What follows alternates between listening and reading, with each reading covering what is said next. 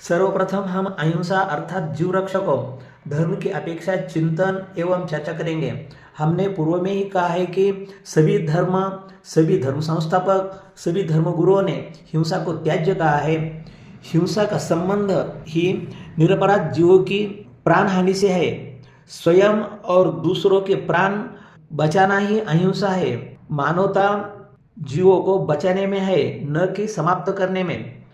वह जीवन स्वयं का भी और औरों का भी, दोनों का जीवन बचाना धर्म है, क्योंकि जीवन बचाने से प्रेम, दया, वात्सल्य, अनुकंपा आदि तत्व अंतर्भूत है। इस बात को हर धर्माधिकारियों ने अपनी अपनी पद्धति से समझाने का यत्न किया है। हिंसा में भय है, लोभ है, लालसा है, द्वेष है, रौद्रपना है, आर्तता है। ये सभी अतत्व व्यक्ति की मानवता के ह्रास के कारण है, ऐसा संतजनों का उपदेश है।